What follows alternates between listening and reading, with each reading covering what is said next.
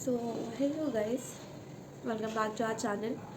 And I just want to have a conversation with you all. And मुझे messages आए थे कि मैं अपना रीजनिंग एंड कॉर्ड्स कहाँ से कर रही हूँ. पहली चीज़ तो अगर रीजनिंग की बात करें तो रीजनिंग में तो मैंने पहले ऐसे किया था कि मैंने अपना पूरा सिलेबस निकाला था. कि पहले तो मैंने ऐसी 5-6 क्लासेस करी थी सौरभ सर की, अड्डा पे पढ़ाते हैं वो. और उसके बाद जब मुझे लगा कि इस तरह करके मतलब अगर मुझे कुछ पता नहीं है तो इस तरह करके कुछ होगा नहीं. फिर मैंने रीजनिंग का अपना ऐसे प्रिपेयर किया था कि पहले तो मैंने अपना सिलेबस निकाला पूरा प्री का. मैंने मेंस नहीं छुआ था बट प्री का मैंने सिलेबस निकाला, क्योंकि जब तक हमें पता ही नहीं है कि हमें पढ़ना क्या है, हमें कितना टाइम किस टॉपिक को देना है, तब तक वो उस तरह भागने का कोई मतलब नहीं है. ठीक है, तो पहले मैंने अपना पूरा सिलेबस निकाला जाके. उसके बाद मैंने पढ़ा इस तरह कि मैंने कुछ टॉपिक्स पर्टिकुलर सौरभ सर से किए हैं और उसके बाद मैंने अंकुश सर से किया है.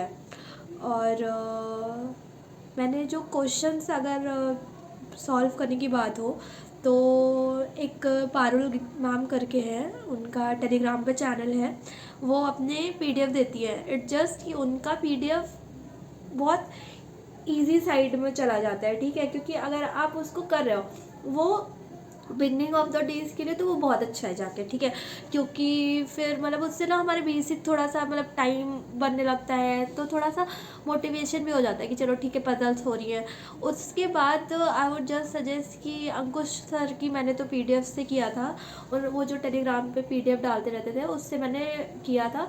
फिर आफ्टर अ टाइम जब उनका फिर मैं पहले तो मैं टाइमर नहीं लगाती थी, फिर आफ्टर अ टाइम जब होने लगे थे मुझसे क्वेश्चन, उसके बाद मैं अपना टाइमर लैपटॉप पे किनारे छोटा सा टाइमर वो लग जाता था, पर टाइमर के हिसाब से अपने आप को मतलब ऐसे ऐसा करके. और मार्क्स लोग कहते हैं 70% हो जाए मतलब सिलेबस जब पूरा, तब तो मैं ऐसा नहीं करती थी. मतलब जब मेरा 30-40% भी सिलेबस हुआ था जाके, मैं तब भी मॉक देती थी. इससे मुझे मोटिवेशन होता था कि हाँ ठीक है, अगर लास्ट मॉक में मुझे इतने आए थे तो अभी ठीक है थोड़ा सा प्रोग्रेस हो रहा. समटाइम्स वो चीज़ें डिमोटिवेट भी करती है कि एवरी वन इज स्कोरिंग बहुत ज़्यादा, बट वहाँ पे कंपैरिजन हमें नहीं करना है. इसलिए नहीं करना है क्योंकि वो में भी आपसे ज़्यादा प्रिपरेशन है, उनको टाइम हो गया हो, दूसरी बात उनका सिलेबस भी कंप्लीट है.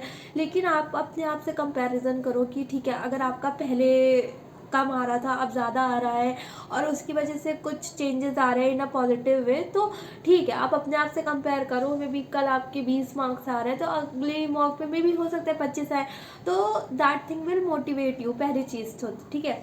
और रीजनिंग का तो पहली बात तो आप अपना सिलेबस निकालिए. उसके बाद एक टीचर से रिगरस वे में, ठीक है कभी कभी रीजनिंग में तो चलो ठीक है मैं बोल सकती हूँ कि कुछ टॉपिक पर्टिकुलर जो होते हैं वो अलग अलग टीचर से आप पढ़ सकते हो जिससे आपको लगता है कि आपको समझ में आ रहा है. मैंने तो अंकुश सर मतलब प्राइमरी उनसे किया है, और एक दो टॉपिक हो सकता है कि हाँ ठीक है मैंने सौरभ सर से किया है और उनका मुझे समझ में भी आता था, मतलब ठीक था, बढ़िया था. तो इन दो टीचर्स को मैंने फॉलो किया है रीजनिंग के लिए केवल. एंड फॉर द मॉक्स मैंने ऑलिव बोर्ड के मॉक्स लगाए हैं.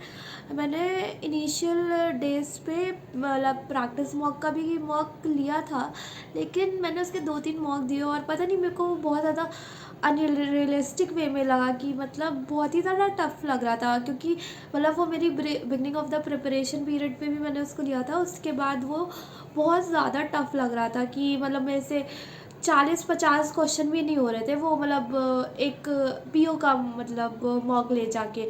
तो वो चीज़ मुझे बहुत डिमोटिवेट करी थी, तो मैंने उसके 2-3 ही मॉक दिए.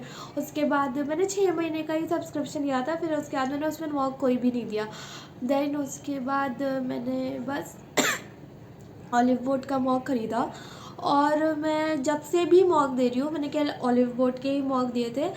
बीच में मैंने 2 आईबीएस क्लर्क के टाइम पे मैंने 2 या 3 मॉक अड्डा के भी दिए थे जो लाइव वाले हो रहे थे. तो मैंने केवल अड्डा के 2-3 इसके दिए थे, और मतलब मेनली मैं ऑलिव बोर्ड की ही मॉक दे रही हूँ. एंड फॉर द कॉर्ड्स मैंने ट्राई 2-3 टीचर्स किए हैं, बट मुझे मेरा कॉर्ड्स एक बहुत ही ज़्यादा वीकर साइड पे है.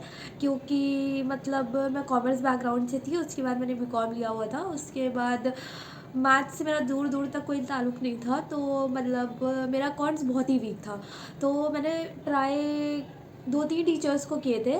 और मैंने ऐसा नहीं कि मतलब बस 1 हफ़्ते ट्राई किया, देन ऐसे नहीं, मैंने उनको 1 डेढ़ महीना मतलब ठीक से उनकी क्लासेस सीखी थी। लेकिन जब मुझे कोई प्रोग्रेस नहीं दिख रही थी तो फिर एंड ऑफ द जाके मैं आशीष सर से पढ़ना चालू की थी।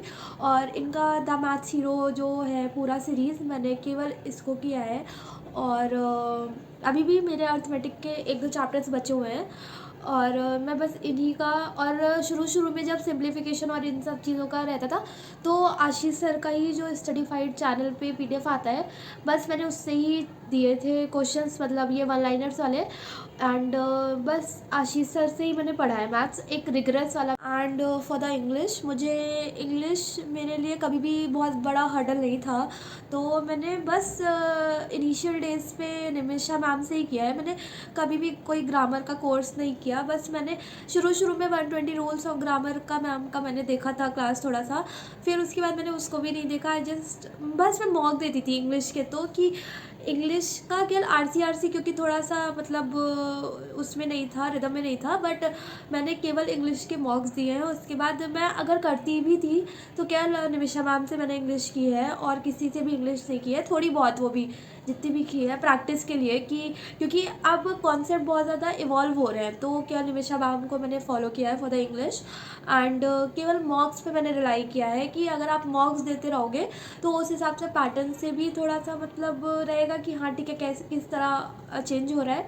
एंड सेकेंड थिंग कि जब मॉक्स देते रहोगे तो आप खुद ही गलतियाँ करके, ठीक है कि मतलब होता है कि प्रैक्टिस होते होते वो चीज़ होने लगता है कि एरर्स समझ में आने लगती है थोड़ा थोड़ा। सीए, मैंने सीए जितना भी किया है उतना कुश पांडे सर से, एस ऑफिसर के हैं ये, इनसे मैंने किया है केवल, और मैंने किसी से भी नहीं किया है इतना ज़्यादा। तो और मेरा मेंस तो क्या IBPS PO का गया था, तो मैंने इनका ही केवल किया है। तो हाँ, अच्छा पढ़ाते हैं, मुझे तो इनका समझ में भी आया, ट्रिक जो टेक्निक इनका होता है, क्योंकि वो रिवाइज भी कराते जाके, और फिर इनसे ही मैंने सीए भी पढ़ा। There is one more source for reasoning. मैंने जब प्रैक्टिस में शुरुआत के दिनों पे करी थी तो बिगनिंग में मैंने शेफाली बंसल एक थी टीचर, पहले तो अनअकैडमी में थी, अब आई डोंट नो कि कहाँ पे पढ़ाती हैं ये। तो इनका एक मॉक का सेशन रहता था अराउंड 12:30 पे, तो मैंने इनका किया था, मतलब थोड़ा सा किया था, तो प्रैक्टिस मेरी काफ़ी अच्छी हो गई थी, क्योंकि वो अनअकैडमी में पोल करके भी होता था, तो वो बहुत अच्छा, मतलब उनके क्वेश्चंस बढ़िया रहते थे कि अगर आप अच्छे वे में प्रैक्टिस कर रहे हो तो आपकी प्रैक्टिस हो जाएगी रीजनिंग की उससे भी। And for the two do list I would suggest कि थोड़ा सा, नॉट वेरी मच, बट थोड़ा सा अनरियलिस्टिक आप अपनी टू डू लिस्ट बनाओ। ऐसे मत बनाओ कि इतने बजे ये करना है, इतने बजे ये करना है, बट इसमें में बनाइए कि हाँ ठीक है, ये चीज़ है, मुझे ये चीज़ करना है।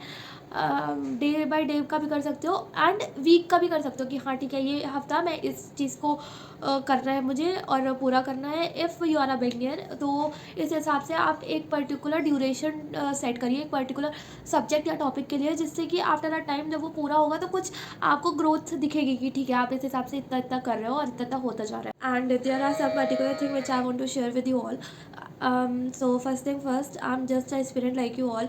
इट जस्ट कि समटाइम्स लोगों को होता है कि ठीक है कि इन्होंने किया तो किसी में किया, मे बी समटाइम्स मैं भी देखती थी जब मैंने भी शुरू किया था, तो आई यूज टू लाइक वॉच लोगों की वीडियो की वो किस हिसाब से कर रहे हैं, कॉन्ट्स किस तरह कर रहे हैं। तो it just I am going to share my journey with you all कि मैं किस हिसाब से कर रही हूँ। And if you correlate with me, so just come with me, we can do it together. And for the last 3 days we have started a series SBI PO and clerk के लिए, जब तक कि प्रीलिम्स का exam नहीं हो जाता है। In this particular series what we are going to do, we are going to share our particular to do list. I am going to share a particular to do list on a shorts video.